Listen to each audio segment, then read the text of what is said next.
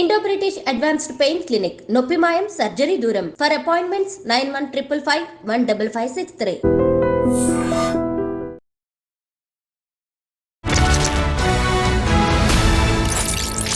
అందరికీ నమస్కారం. నేను Swaroopa Potlapalli. Welcome to I dream. నాగకన్యది నాటకమని తేలిపోయింది. గుప్త నిధుల కోసమే భవిత, ఆమె తల్లి సుభాషిణి, మరో వ్యక్తి యాకిరెడ్డి, ఇంకో వ్యక్తి శ్రీనివాస్ తో కలిసి నాటకం ఆడారని తేలిపోయింది. ముఖ్యంగా 2 ఏళ్ల క్రితమే విజయనగరంలోని కాళీమాత ఆలయంలో ఈ భవిత చెప్పినట్టుగా తవ్వకాలు జరిపినా అక్కడ ఎలాంటి విగ్రహాలు, ఎలాంటి శివలింగం బయటపడలేదు. ప్రస్తుతం నాతో పాటు పబ్లిక్ స్పీకర్ రజనీ రమ గారు ఉన్నారు.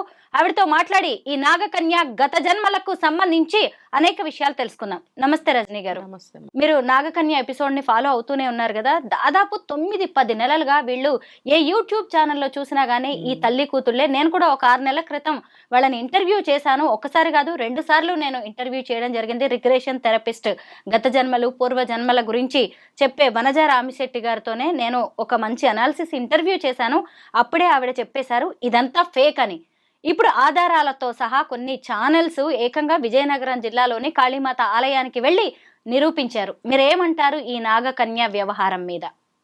అది ఇదంతా చూస్తుంటే ఫేక్ అనే అనిపిస్తుంది. ఎందుకంటే వీళ్ళు నిరూపిస్తాము, సమయం వచ్చాక చెప్తాను, ఇప్పుడు చెప్పకూడదు, ఇప్పుడు నేను మాట్లాడకూడదు అంటే ఎందుకు మాట్లాడకూడదు, ఇవన్నీ చెప్తున్నావు కదా, అవెందుకు ఇప్పుడు నేను అడిగిన దానికి ఎందుకు చెప్పు అని ఇంటర్వ్యూ చేసే వాళ్ళు కూడా అడిగితే చెప్పకూడదు, అది ఆ సమయం వచ్చే వరకు నేను చెప్పకూడదు అని దాటవేసింది అని అంటే ఆమెకు అంతవరకే పర్మిషన్ ఇచ్చారు మాట్లాడడానికి, అంతకుమించి పర్మిషన్ ఇవ్వాలి. అప్పుడు నాకు కూడా ఏంటి ఈ అమ్మాయి మాట్లాడే మాటలు, సమాధానాలు ఇలా కట్ చేసినట్టుగా, తుంచినట్టుగా ఎందుకుంటున్నాయి అని నాకు అప్పుడు డౌట్ వచ్చింది.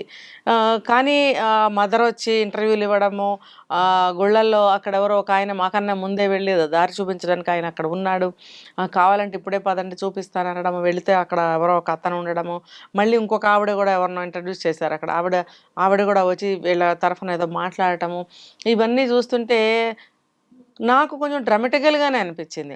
పూర్వజన్మ ఈ అమ్మాయికి ఒక్కదానికే కదా అన్నారు, పూర్వజన్మలో వాళ్ళు కూడా ఉన్నారు, వాళ్ళు ఇంకా ఇక్కడే ఉన్నారు అని చెప్పి వాళ్ళని తీసుకొచ్చి మాట్లాడించటము, ఇవంతా కూడా నాకు అంత కట్టినట్టే ఉంది తప్ప ఒరిజినాలిటీ కనిపించలేదు. అయితే నేను ఇంకో ఫేజ్లో చెప్తా ఏంటంటే, ఒక పెళ్లి కావాల్సిన అమ్మాయిని, ఫ్యూచర్ ఉన్న ఒక చిన్న పాపని మెయిన్గా చేసి ఆమెని తీసుకొని గుళ్ళకి గోపురాలకి అలా తిరగడము, ఆమెకు తడి స్నానాలు చేయించడము, పూజలు చేయించడము, ఇదంతా కూడా ఎంత పునర్జన్మ వాసనలు ఉన్నా కూడా అలా చేయవలసిన అవసరం లేదు. ఆ జ్ఞాపకాలు అనేవి కొంతకాలం తర్వాత మార్చిపోతాయి. అలాంటిదేదో వాళ్ళు చేయాల్సింది, దానికి తగ్గవేవో ఉంటాయి, థెరపీస్ అలాంటివి ఉంటాయి. కానీ ఈవిడ అలా చేయకుండా ప్రతి ఊరు తీసుకెళ్ళడము, అక్కడ ఎవరెవరో మనుషులతో కల్పించడము, అక్కడ నాగపడగలు అదేదో టెంపుల్స్ దగ్గర నేను చూశాను, ఈ అమ్మాయి పూజలు చేయడము, అందరికీ ప్రసాదాలు పెట్టడము, అందరూ మొక్కడము, ఇదంతా చూసి నేను ఏంటి ఇదంతా సినిమాలో చూపించినట్టుగా ఇలా జరుగుతుంది, అవసరమా? ఒకవేళ పూర్వజన్మ అయితే కనుక దానికి ఇంకో విధంగా చేసుకోవాలి. ఇలా పబ్లిసిటీ ఇచ్చుకుని పబ్లిక్లోకి తీసుకొచ్చి ఆమెను దేవతలాగా సృష్టించి ఇదంతా ఎందుకు అనేది నాకు ఒక ప్రశ్నగానే ఉండింది. ఇప్పుడు మీరు చెప్తున్నారు కదా, నిన్న కూడా నేను న్యూస్లో చూసా పరారీలో ఉన్నారు అని చెప్పి. ఒకవేళ అదే నిజమైతే ఈ పరారీ ఎందుకు? ఆవిడ నిజంగానే దేవకన్య, దైవత్వం ఉంది, వెళ్ళి నిరూపించడానికి అన్ని చోట్లకి వెళ్ళింది, అక్కడ వీళ్ళకి సంబంధించిన సాధువు, అపూర్వజన్మలో కూడా ఉన్న సాధువు ఇప్పుడు కూడా ఉన్నాడు, ఇవన్నీ అంత ఇదిగా చెప్పినప్పుడు ఇప్పుడు పరారీలో ఉండడం అవసరమా? నిరూపించుకోవచ్చు కదా అదే నిజమైతే. అంటే ఏంటంటే ఇట్లా ఏవో నిధులని అవని ఇవని, లేదా ఒక మాతాజీలాగా ప్రత్యక్షం అయ్యి డబ్బు సంపాదించడానికి. ఇప్పుడు ప్రజలు వెర్రిగొర్రెలు కదా, వాళ్ళు ఏది నమ్మినా ఇంకా కళ్ళు కనపడవు, వాళ్ళకి మునిగిపోవడమే అందులో. సో ఆ విధంగా ఒక మాతాజీలాగా తయారు చేద్దాము ఈ అమ్మాయిని అని తల్లికి ఏమన్నా ఆశ పుట్టిందా లేకపోతే పిల్లకే పుట్టిందా అనేది మనకి తెలియదు. మొత్తానికి ఇద్దరు కలిసే ఇవన్నీ చేశారు. అలా చేయటం వల్ల ఏమవుతుంది, ఇప్పుడు చూడండి నానా రభస అవుతుంది, పోలీసులు వ్యవహారము, వాళ్ళు పరారీ అవ్వడము, ఇదంతా ఆ అమ్మాయికి ఫ్యూచరు. పెళ్లి చేసుకోవాలి, కనీసం చదువుకుని ఉద్యోగం చేయకపోయినా పెళ్లి చేసుకోవాలి, తనకంటూ ఒక డెస్టినేషన్ ఉండాలి కదా. అదంతా లేకుండా ఈ అమ్మాయిని అందులో ఇరికించడం అనేది ఆ తల్లికి అర్థం కావట్లేదా? ముగ్గురు ఆడపిల్లలు అని చెప్తున్నప్పుడు మరి ఈ అమ్మాయి భవిష్యత్తు ఆలోచించలేదా? ఇప్పుడు ఏదన్నా ఉంటే ఇంట్లో పూజ చేసుకోమా అని చెప్పాలి. లేకపోతే దానికి ఏదో థెరపీ ఏదన్నా ఇప్పించి దాంట్లో నుంచి బయటపడేటట్టుగా కూడా చేయొచ్చు. లేదు ప్రూవ్ అవుతుంది అని అనుకుంటే ప్రూవ్ చేయాలి. ప్రూవ్ చేసిన తర్వాత వీళ్ళకి మెల్లమెల్లగా ఆ పూర్వజన్మ వాసనలు తగ్గిపోతాయి. అది ప్రూవ్ అవ్వగలిగిన విషయం అయితే ప్రూవ్ చేసుకోవచ్చు. మరి అది ప్రూవ్ చేశారా? చేసుకోలేదు. చేసుకోనప్పుడు ఇట్లా నెట్ రిజల్ట్ ఏమైంది? ఈ అమ్మాయి అల్లరి పడింది అందరిలో. చివరికి అసహ్యంగా లేదా పోలీసులు వెంటపడటము, ఆ అమ్మాయి పరారీలో ఉండటము, అమ్మాయి ఫ్యూచర్ ఏంటి అసలు? ఇవన్నీ అవసరమా? ఈ పునర్జన్మలు అనేవి ఎప్పుడో ఎక్కడో ఎన్ని కేసులకో ఒకటేదో ప్రూవెన్ అయినవి ఉన్నాయి, 1, 2, 3 నాకు తెలిసి. కానీ ఇలా ప్రతి ఒక్కళ్ళు వచ్చి పునర్జన్మ ఉంది అనటం హాస్యాస్పదం కూడా అయిపోయింది ఈ రోజుల్లో. ముందు ముందు ఎవరు నమ్మరు కూడా. మీరన్నది నిజమే రజనీ గారు. కూతుర్ని ఓ దేవతలా ప్రొజెక్ట్ చేసే ప్రయత్నం ఆ తల్లి చేసినట్టుగా అయితే కనిపిస్తోంది. ఎందుకంటే 9 ఏళ్ల నుంచే తమ కూతురికి నాగ దేవతలు కల్లోకి వస్తారని, నిద్రపోగానే ఆమె నాగలోకంలోకి, నాగ ప్రపంచంలోకి వెళ్ళిపోద్దని, తన తల్లిదండ్రులైన నాగ దేవతలతో మాట్లాడుతూ ఉంటుందని ఆ తల్లే ఇంటర్వ్యూలో కూర్చొని ప్రత్యక్షంగా నాకు చెప్పడం అనేది జరిగింది. అయితే ఈమెకున్న ఈ ఆశని, లేదంటే ఈ పిల్ల చెప్తున్న ఈ కథల్ని, తల్లి చెప్తున్న వాటిని కొంతమంది మగవాళ్ళు వాడుకున్నట్టుగా కనిపిస్తోంది మనకు. ముఖ్యంగా ఏంటంటే యాకిరెడ్డి అనే వ్యక్తి, శ్రీనివాస్ అనే వ్యక్తి, వీళ్ళందరూ కూడా గుప్త నిధుల కోసం వీళ్ళని అడ్డం పెట్టుకున్నట్టుగా ఈ తల్లి కూతుళ్ళని అర్థమవుతుంది. అసలు మీరు ఒక్క విషయం చూసారా? ఏ తల్లైనా తన కూతురుకి గత జన్మలో నాగకన్య నమ్మింది అనుకోండి, ఆమె భర్త, ఆమె లవర్, వీళ్ళిద్దరు ప్రేయసి ప్రియులంట, వాళ్ళిద్దరిని కొంతమంది చంపేశారు. ఆ విగ్రహాలు విజయనగరంలో ఉన్నాయి. ఇప్పుడు ఈమె ఇంటర్వ్యూలు చూసి శ్రీనివాసరెడ్డి అనే వ్యక్తి బయటకు వచ్చాడు. ఆయన వయసు ఎంత? 52 ఏళ్ళు. ఈ అమ్మాయి వయసు 22 ఏళ్ళు. ఒక తల్లి యాక్సెప్ట్ చేస్తుందా అసలు గత జన్మలో ఇతను ప్రియుడు అని తీసుకొచ్చి మీడియా ముందుకి? నిజమైన తల్లి అయితే ఇలాంటివి ఒప్పుకుంటుందా? అదే కదా, ఇదంతా పాత్రలని సృష్టించుకున్నారు వాళ్ళు, కథ అల్లుకున్నారు. ఒకవేళ ఈ పాపకు చిన్న వయసులోనే ఏదైనా కళలు వచ్చు. సాధారణంగా ఎవరికైనా దేవుళ్ళు కళ్ళలో కనిపిస్తారు. మనకి ఇష్టం ఉన్న దేవతలు, నమ్మిన దేవతలు ఉంటే కళ్ళలోకి వస్తూ ఉంటారు అప్పుడప్పుడు, తప్పేమీ లేదు. అలా చిన్న పాపగా ఉన్నప్పుడు ఏమైనా కళలు వస్తే వాళ్ళ అమ్మకి చెప్పుండొచ్చు. ఆవిడ మరి అప్పటి నుంచి ఆవిడ మైండ్ అలా పనిచేసిందేమో. ఇదేదో మీరు అన్నారు కదా హస్బెండ్ కూడా లేడు అని. సో ఈ రకంగా చేస్తే ఏమైనా సంపాదించవచ్చు అంటే, ఒక ఆధ్యాత్మికమైనటువంటి దారిలో వెళ్తే ఎవరు కూడా అనుమానించరు అనేది ఆవిడ అనుకుందేమో. అలా అనుకుని ఆ పాపని ఈ రకంగా ప్రొజెక్ట్ చేసింది. కళలు వచ్చినాయి నిజమే. ఆ కళల్ని ఈవిడ డైవర్ట్ చేసి పిల్లకి చదువు మానిపించింది. చూడండి, ఆ ఏజ్లోనే చదువు మానిపించింది. ఎందుకు అంటే ఈ థాట్ ఆవిడకి ప్లాన్ అప్పుడే ఉంది. దీన్ని డైవర్ట్ చేయాలి, చదువుకని చెప్పి బయటికి పంపిస్తే ఈ అమ్మాయి మైండ్ డైవర్ట్ అవుతుంది. తెలిసి తెలియక ఇవి బయట మాట్లాడితే అవతల వాళ్ళు అనేకమైన ప్రశ్నలు వేస్తారు. కాబట్టి ఈ అమ్మాయిని స్కూల్కి పంపించకుండా ఇంట్లో ఆపేసి ఈ అమ్మాయిని నువ్వు నాగదేవతవి, నీకు అది ఉంది, నీకు శక్తి ఉంది అని చెప్పి ఈ అమ్మాయికి నేర్పించడం వల్ల ఈ అమ్మాయి మైండ్ కూడా అట్లా ట్యూన్ అయిపోయింది. ట్యూన్ చేసేసింది ఆవిడే. తర్వాత ఏమైందంటే, ఇలా చెప్పు అంటే ఇలాగే చెప్తుంది, అలా చెప్పు అంటే అలాగే చెప్తుంది. ఎందుకు అని అంటే చూడండి, ఆ పాప చాలా ఇంట్రెస్ట్ చూశాను నేను అప్పుడు. మాట్లాడే ప్రతి మాట కూడా ఇది ఏంటమ్మా, ఇది అవునా కాదు, ఇది ఏంటి అంటే అవును, మరి నెక్స్ట్ క్వశ్చన్ ఏదైనా ఇస్తే ఇప్పుడు చెప్పలేను నేను, ఇలాంటి జవాబులు చెప్పింది అమ్మాయి. చూడండి, అంటే అంతకు మించి ఆ అమ్మాయికి లేదు చెప్పడానికి, పర్మిషన్స్ లేవు. ఎవరు ఏమడిగినా ఇవే చెప్పు, yes or no all right అని ఒక కథ ఉండేది.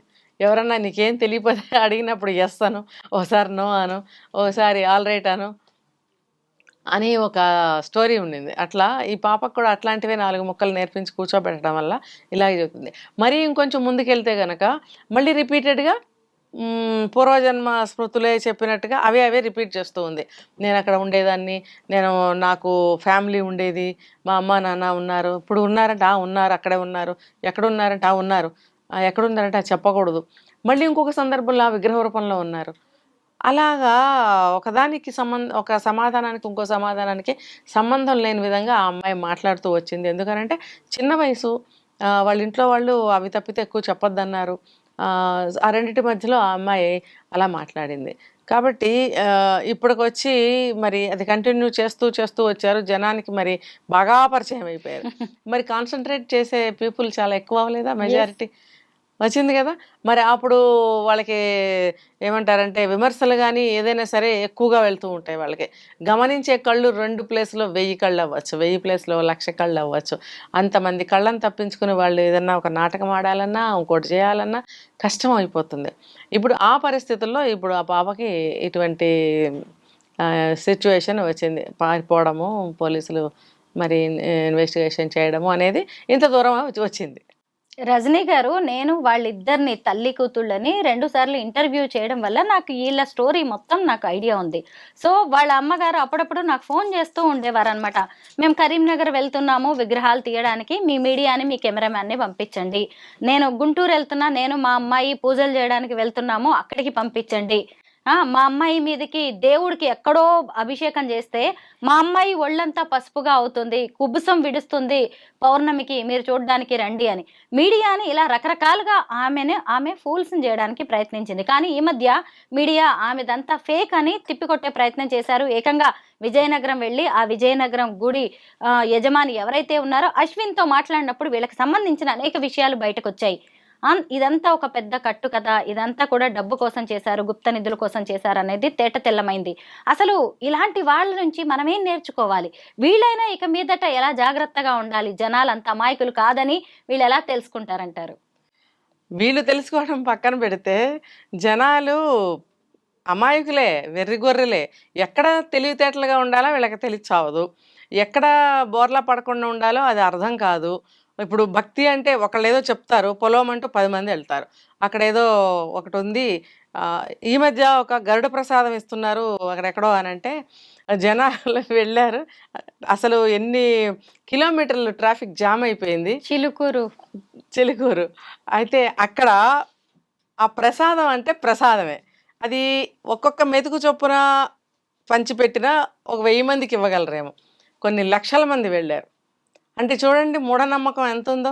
వెర్రి గొర్రెలు కాకపోతే ఒక గొర్రె పెడితే అన్ని గొర్రెలు వెళ్ళిపోతాయి. అది ఆలోచించరు వాళ్ళు. అలాగే ఇది కూడా ఆవిడ నాగదేవత అంటే పూర్వజన్మ స్మృతులు ఉన్నాయంటే ఆవిడ పునర్జన్మట, ఆవిడ దేవత శక్తులు ఉన్నాయి. నిజంగా నేను చెప్పాను కదా, ఆవిడ మొత్తం తడి స్నానాలు చేయించేసి ఆవిడతో పూజలు పసుపు కుంకాలకు పెట్టించడము, అన్ని చేయించి ప్రసాదాలు పెట్టడం, వాళ్ళు వచ్చి కాళ్ళు మొక్కడం, చిన్న పిల్లకి పెద్ద పెద్ద వాళ్ళు. తప్పు కదండి, నిజంగా నిజమైతే పుణ్యమే. అది నిజం కాదు అని తెలిసినప్పుడు ఆ పాపకి ఎంత పాపం చుట్టుకుంటుంది. పెద్దవాళ్ళందరితో కాళ్ళు పట్టించుకోవడం అనేది తప్పు కదా. మరి ఆ తల్లి ఉండి ఆ పని ఎందుకు చేయించింది అది ఆవిడకే తెలియాలి, ఈ ప్రజలకు కూడా తెలియాలి. ఎందుకు మనందరం ఇంత తలలు ఊపుకుంటా వెళ్ళిపోయాము, ఎందుకు వెళ్తున్నాము, దీనివల్ల ఏమన్నా ప్రయోజనం కలుగుతుందా అనేది ఆలోచించరు. అరే వాళ్ళు వెళ్ళారు, వాళ్ళకి ఏం జరగలేదుగా, మనకు కూడా జరగదు పదా, ఇంకా 10 మందిని వేసుకొని వెళ్తారు. ఈ ఈ అత్యాశ అంట నేను. ఈ అత్యాశకి పోకండి. మీకు నిజంగా ఏదన్నా ఒక ఫలితం కావాలి, మీరు ఏదైనా కష్టంలో ఉన్నారంటే దైవాన్ని నమ్ముకోండి. మీకు చేతనైతే ఇంట్లోనే కూర్చొని పూజలు చేసుకోండి. అంటే ఇప్పుడు పూజలు కూడా చాలా ఎక్కువైపోయినాయి. ఇంట్లో ఫ్యామిలీ మెంబర్స్, భర్తలు చాలా పరేషాన్ అవుతున్నారు. డబ్బులే కానివ్వండి, ఆ పూజకి సంబంధించిన వస్తువులు తీసుకురావటమే కానివ్వండి, ఆ పూజల పేరుతో ఇంట్లో పెద్ద కార్యక్రమాలు, మళ్ళీ గ్యాదరింగ్స్, అందులో మళ్ళీ గొప్పలు చూపించుకోవడం. ఇంత మేము ఇది పంచామంటే మేము ఇది పంచాం, మేము ఇంత చేసామంటే మేము ఇంత చేసాం అనే ఒక కాంపిటీషన్ కూడా నడుస్తుంది పూజలు చేసే వాళ్ళ మధ్యన. ఇంకా ఈ తాకిడంతా ఇంటి భర్తకే తగులుతుంది. దాంతో మనస్పర్ధలు, ఇలా రకరకాలు. ఈ పిల్లలు లేని వాళ్ళు పిల్లలు పుడతారంట అని చెప్పి వెళ్ళిపోవడం, లేకపోతే ఫలానా చేస్తే మనకి దక్కుతుందంట ఫలితం అంటే అక్కడికి వెళ్ళిపోయి ముడుపులు కట్టేయడం, ఇన్ని లక్షలు కట్టండి, ఇన్ని వేలు కట్టండి అంటే కట్టేయడం. వెనకాడటం లేదండి, ఇవన్నీ కూడా జరుగుతున్నాయి ఖచ్చితంగా. మూర్ఖుల్లాగా అనమాట, మూర్ఖుల్లాగా గుడ్డివాళ్ళలాగా డబ్బులు కట్టొస్తున్నారు వెళ్ళి. అది అసలు ఎంతవరకు నిజమో. అప్పు చేసి కూడా వెళ్ళే మనుషులు ఉన్నారండి. అంతంత డబ్బు తీసుకుని వాళ్ళకి దగ్గర డబ్బు కట్టి ఏదో ఇంత విభూది ఇస్తారు, లేకపోతే ఇంకోటి ఏదో ఇస్తారు, అది తెచ్చుకోవడం ఇంటికి. ఇవన్నీ అవసరమా? అది ఎవరికాళ్ళు విజ్ఞతతో ఆలోచించాలి. ఇది మనం ఇలాంటివి నమ్మకూడదు. ఇప్పుడు ఎంతమందిని మనము వీళ్ళు ఏమంటారు, వాళ్ళని గురూజీలు అంటారు. గురూజీలు, బాబాలు, ఎవరెవరో పేర్లు వస్తున్నాయి కదా ఈ మధ్య, దొంగ బాబాలు, ఇవన్నీ చూస్తున్నారు కదా, నిత్యం చూస్తున్నారు కదా. చూస్తూ ఈ నమ్మడం ఎందుకు ఇలాంటివి? సరే ఏదో కొంతమంది వెళ్ళారు, తెలుసుకుని ఆగిపోవాలి. ఇంకా ఇంకా ఇంకా వెళ్తూనే ఉన్నారు, మూఢంగా ఇరుక్కుంటూనే ఉన్నారు. ఈ అమ్మాయి విషయం ఒకటే కాదు, చాలా జరుగుతున్నాయి ఇలాంటివి. కాబట్టి ఎవరికి వాళ్ళు తెలుసుకుని కాస్త జాగ్రత్తగా ఉండాలి. నాగరాణి భవిత ఆమె తల్లి సుభాష్ని ఇప్పటికైనా తాము చేసిన తప్పుని తెలుసుకోవాలి. ముఖ్యంగా మీడియాని బురిడీ కొట్టించాలని వారు చేసిన ప్రయత్నాలన్నీ కూడా ఇప్పుడు తలకిందులయ్యాయి. ఎవరికి ఏం సమాధానం చెప్పలేక చివరికి ఫోన్లు కూడా స్విచ్ ఆఫ్ చేసుకోవాల్సిన పరిస్థితి వచ్చింది. ఇప్పుడు వాళ్ళిద్దరు ఎక్కడున్నారో కూడా తెలియని పరిస్థితి. Thank you so much Rajani గారు.